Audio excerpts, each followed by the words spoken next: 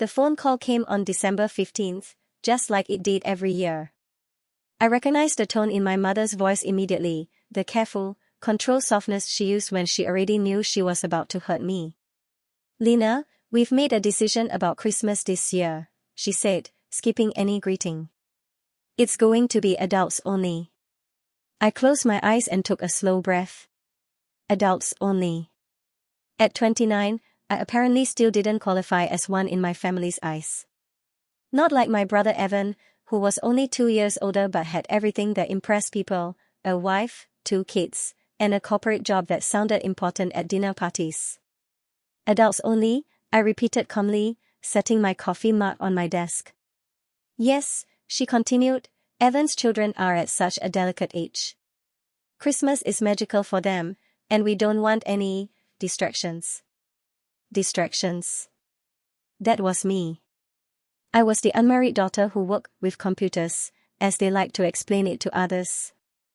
They never asked what I actually did.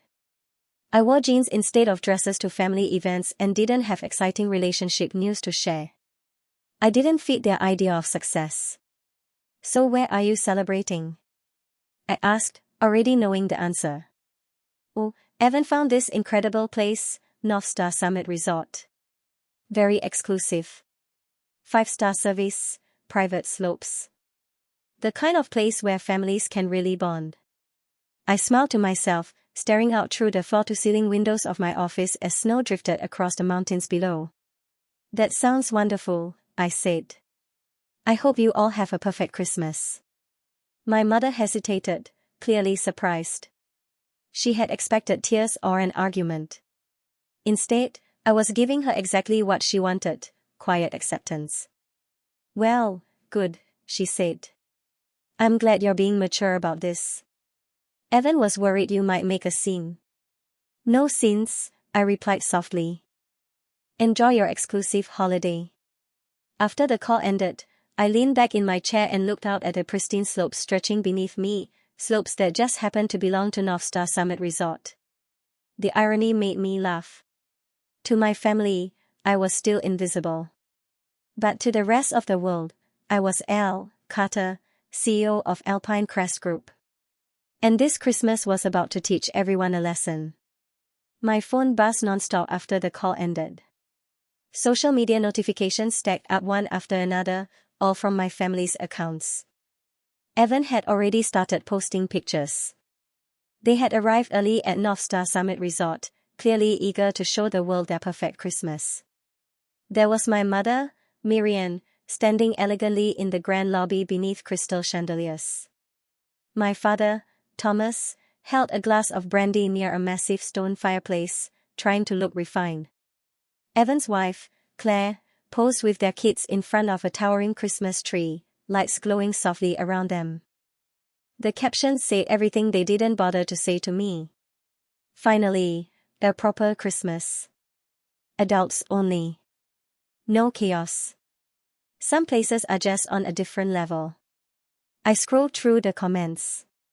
Relatives praised the scenery. Family friends gushed about how classy it all looked. Then came the inevitable questions. "Where's Lena? Isn't Evan's sister joining?"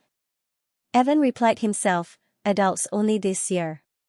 Not everyone fits this kind of environment." I let out a slow breath. It wasn't anger I felt, it was something quieter and heavier. The realization that my family had already decided who I was without ever bothering to ask. A soft knock interrupted my thoughts. "Miss Carter. Your 3 o'clock meeting is here." Naomi, my executive assistant, stood at the door holding her tablet. She'd worked with me for almost 2 years and still looked slightly nervous every time she entered my office, not because I was difficult, but because people rarely expected someone like me to own an entire resort group. "Thanks, Naomi," I said. "Before you go, can you pull up the Carter family reservation at North Star Summit?" She blinked, then typed quickly. "Yes, here it is. Evan and Claire Carter, 2 children, plus Thomas and Marian Carter. Presidential suite. Booked through December 30th. I smiled. Perfect. Have they been charging expenses to the room? Yes. Spa packages, private ski lessons, fine dining reservations. Quite a lot, actually. Good, I said. Please connect me to guest services. Naomi hesitated. Is something wrong with their stay? Not wrong, I replied calmly. Just, complicated. As she connected the call, I turned my chair toward the large monitor on my wall. Live security footage showed the lobby below. My father was speaking animatedly to the concierge. My mother guided the kids toward the window to watch the snowfall. Evan and Claire were taking selfies, smiling like nothing in the world could touch them. For years, I had watched my family from a distance, close enough to see them, far enough to never truly be seen. Miss Carter, Naomi said softly, handing me the call. You have Oliver from guest services. I straightened slightly. Hello, Oliver. I need to discuss the Carter party in the presidential suite. And with that, the balance was about to shift. Hello, Lucas, I said evenly. I'm calling about the Bennett family currently staying in the presidential suite. There was a polite pause on the other end. Yes, Miss Bennett. Is there an issue with their stay? In a way, I replied. There's been a scheduling conflict. The presidential suite has been double booked, and we need to relocate them immediately. Silence followed. Lucas had worked guest services for years. He knew better than anyone that double bookings didn't just happen, especially not with the presidential suite. I understand, he said carefully. Would you like me to move them to one of our luxury suites? I glanced again at the live feed from the lobby. My brother Ryan was laughing loudly while Melissa adjusted her coat, the kids darting around them as if they owned the place. No, I said. Standard Mountain View rooms will be fine. Make sure they're comfortable. Another pause, longer this time. Miss Bennett, Lucas said cautiously, moving a family during peak holiday season, especially from the presidential suite, may cause some frustration. I'm aware, I answered. Please handle it professionally. Also, revise their dining reservations. The Aurora dining room is fully booked. The Ridge Cafe should suit them better. The Ridge Cafe was warm, friendly, and excellent, but it was designed for families. Not for exclusivity. Not for showing off. Understood, Lucas said. I'll take care of it. I ended the call and leaned back in my chair. I didn't feel triumphant. I felt steady. For once, the power imbalance had shifted, and no one even realized it yet. My phone rang less than 5 minutes later. Sophie, Ryan snapped the moment I answered. What the hell is going on? You need to call this resort right now. I'm at work, Ryan. What's wrong? They're trying to move us out of our suite. They claim there's a booking error. This is embarrassing. A booking error? I repeated calmly. That does sound inconvenient. Inconvenient, he scoffed. We paid for the presidential suite. Management says the order came from the owner directly. Can you believe that? I muted the call briefly to stop myself from laughing. The owner? I said once I unmuted. Well, I'm sure they have their reasons. This place is supposed to be elite, Ryan continued angrily. And now they're treating us like regular guests. Maybe regular isn't so bad, I suggested. Sophie, you don't get it. Melissa planned this for months. Everyone knows we're staying here, in the best suite. Now we look ridiculous. The irony was almost painful. I'm sure you'll figure it out, I said softly. You always do. He hung up without another word. Minutes later, messages poured in. My mother was furious. My father mentioned lawyers. Melissa sent tearful voice notes about their ruined Christmas. Then, an hour later, my phone buzzed again. Ryan, they moved us. Honestly, the room isn't terrible. The kids love the rich cafe. It's actually kind of nice. I stared out at the snowy mountains beyond my office windows and allowed myself a small smile. Sometimes, people needed to feel invisible before they learned how to see. The sun was already dipping behind the mountains when my phone rang again. This time, it wasn't a text or an angry voicemail. It was my mother. "Sophie," Elaine said softly. Her voice was different now, less sharp, more uncertain. "Do you have a moment?" "I do," I replied, swiveling my chair to face the glowing slopes outside my office window. There was a pause. "Your father and I, we wanted to say how disappointed we are with how we were treated today." I almost smiled. "I'm sorry your stay has been stressful." "That's just it," she continued. "It was frustrating at first. Being moved like that, during Christmas, in front of everyone." She hesitated again. "But something felt strange." "Strange how?" "Well," she said slowly, "the staff kept apologizing. Over and over. They were overly attentive. And the manager mentioned, very clearly, that the owner personally wanted us to be comfortable." I said nothing. "And earlier," she added, "during check-in, the receptionist asked if we were related to someone named S. Bennett." She said it like it mattered. My grip tightened slightly on the armrest. "I told her no," Mom continued. "But Sophie, those are your initials." "Lots of people have the same initials," I said evenly. "Yes," she replied, unconvinced. "But then tonight, after dinner, I looked it up. I couldn't sleep." Her voice wavered. "Sophie Bennett. Glacier Crown Resort. Alpine Crest Group. Multiple properties. A valuation well into the hundreds of millions." The silence stretched between us. "Is it true?" she finally asked. "Are you the owner?" I exhaled slowly. "Yes, Mom." A quiet gasp escaped her. "Oh my God." I didn't rush to fill the silence. I let her sit with it. "All these years," she whispered, "we told people you worked with computers. That you were still figuring things out." "I know," I said gently. "You never asked." Her voice broke. "Why didn't you tell us?" "Because I wanted to know if I mattered without it," I replied. "If Sophie the person was enough, or if I needed a title to earn a place at the table." She started to cry then. Not loudly, just quiet, regretful sobs. "We were wrong," she said. "About Christmas. About you. About everything." "I wasn't hurt because I wasn't invited," I said honestly. "I was hurt because after all this time, you still didn't see me as an adult." Another pause.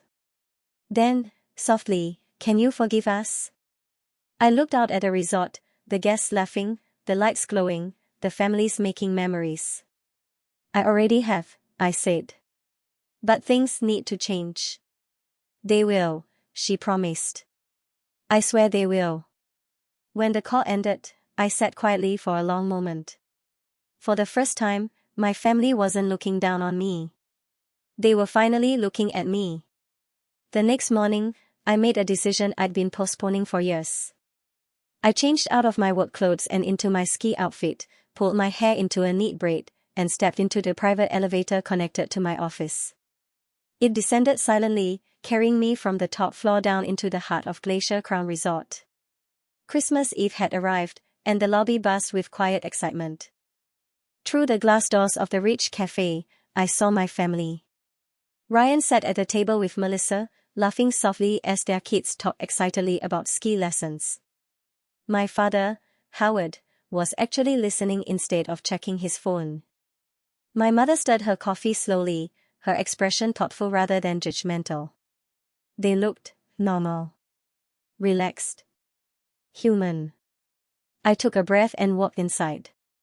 "Aunt Sophie," my 6-year-old nephew shouted, nearly launching himself out of his chair and into my arms. "You're here. Are you staying here too?" "Something like that," I said, hugging him tightly. The table fell silent. My mother stood slowly. Sophie, we need to talk. I know, I said gently. Why don't we take a walk? We stepped out of the cafe together, leaving the others watching in confused silence. The lobby opened up around us, sunlight pouring in through massive windows that overlooked the snowy slopes. Sophie, Mom said quietly, I didn't sleep at all last night. I kept thinking about everything we've missed. I nodded. I never hid my life. I just stopped explaining it when no one wanted to listen. She swallowed hard. You built all of this? Yes. Just then, Ryan appeared, clearly agitated. What's going on? Why does everyone keep looking at us like? He stopped when he saw our expressions. What did I miss? Mom turned to him. Ryan, your sister is Sophie Bennett, owner of Glacier Crown Resort, CEO of Alpine Crest Group. His face shifted rapidly, confusion, disbelief, embarrassment. You're joking, he said weakly. I'm not, I replied. You own this place.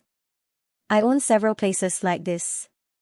He sat down heavily on a nearby bench. So the suite. The room changed. That was you. Yes, I said calmly. Not to punish you, but to help you understand how it feels to be excluded. Ryan ran a hand through his hair. It felt awful. I know, I said. That's how I felt when you decided Christmas was adults only. He looked up at me, eyes full of regret. I thought success had one shape. And I was wrong. You weren't wrong alone, Mom added softly. Ryan stood and pulled me into a tight hug. I'm sorry, sophomore truly. As we stood there, watching skiers glide down the mountain, I felt something shift inside me. For the first time, my family wasn't impressed by my success. They were humbled by their assumptions, and that mattered more. What followed didn't feel dramatic or cinematic. It felt quiet, honest, like the kind of healing that happens slowly, without announcements. I spent the next hour giving my family a private tour of Glacier Crown Resort. Not as the CEO showing off her empire, but as a daughter and sister finally letting them into a part of her life they'd ignored for years. The kids were the easiest audience. Their eyes widened as I led them through the kitchens where chefs prepared hundreds of meals a day. They laughed when the ski patrol demonstrated safety gear and gasped when I unlocked the door to the top-floor operations office. This is where you work, my niece asked, pressing her face against the glass wall that overlooked the slopes. Yes, I said. This is where I make sure families have good vacations. Are you rich? She asked bluntly. I smiled. I'm successful. But more importantly, I'm happy. Ryan walked more slowly behind us, absorbing everything. I could almost hear the gears turning in his head, replaying years of assumptions, dismissive comments, quiet judgments. I didn't know, he said finally, when the kids ran ahead. I really didn't. I know, I replied. But not knowing and not asking are different things. He nodded, shame written clearly on his face. That evening, I made one small executive decision.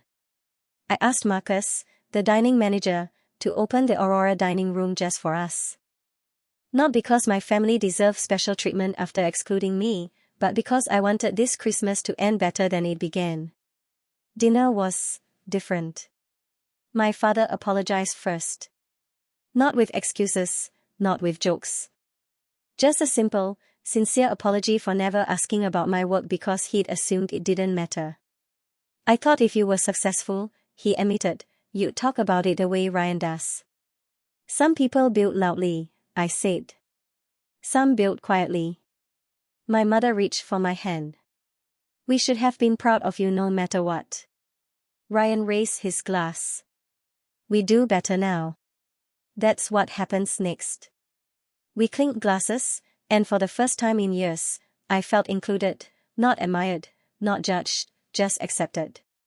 Later that night, Ryan pulled me aside.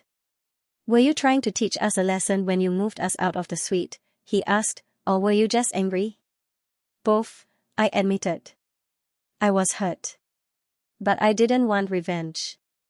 I wanted understanding. He nodded slowly. It worked. As my family laughed together across the dining table, I realized something important. Power didn't come from titles or ownership. It came from choosing empathy instead of bitterness. And that lesson was worth far more than any presidential suite. The next morning arrived quietly, wrapped in fresh snowfall. From my office window, I watched my family gather their ski gear, laughing as the kids argued about who would go down the slope first. It was a small moment, ordinary by most standards, but to me, it felt extraordinary. For years, I had believed being understood by my family required proof. Titles. Numbers. Properties. Now I realized the real gap had never been my success, it had been our silence. My phone buzzed. A message from my mother. Thank you for not giving up on us. And for giving us a Christmas we didn't know we needed. I smiled and typed back. Thank you for being willing to see me. See you at dinner. Out on the slopes, Ryan skied beside his kids, cheering far louder than necessary. He looked lighter, less guarded. Melissa waved at me from below, genuine warmth in her smile this time, not performative, not curated for photos. Later that afternoon, as they packed up for one final run, Ryan pulled me aside. One last question, he said, rubbing the back of his neck. When you had us moved out of the presidential suite, were you trying to make a point, or just get even? I thought about it for a moment. I was hurt, I admitted. But I didn't want to hurt you back. I wanted you to feel what I felt, being quietly told you don't belong. He nodded slowly. It worked. And I'm proud of you. Not because you own resorts, he added quickly, but because you handled this better than I ever could have. I laughed. That's what younger sisters do. Not anymore, he said with a grin. You've definitely outgrown that role. That night, we had dinner together one last time, no exclusivity attached. No hierarchy. Just family. My father listened more than he spoke. My mother asked questions, real ones, about my work, my goals, my life. And for the first time, I didn't feel the need to simplify myself to fit their expectations. As they prepared to extend their stay through New Year's, at the family rate, of course, I felt something settle in my chest. Peace. For too long, I had hidden my achievements because I feared they would change how my family loved me. Now I understood the truth. They hadn't loved me less, they just hadn't known how to see a different kind of success. This Christmas taught all of us something. Them, that success comes in many forms, and excluding family is never the answer. Me, that sometimes people need to face the consequences of their choices before they're ready to change. And all of us learned that the best gift isn't luxury or status. It's belonging. As snow continued to fall over the resort I had built, I knew one thing for certain, next Christmas would be different. It would include everyone.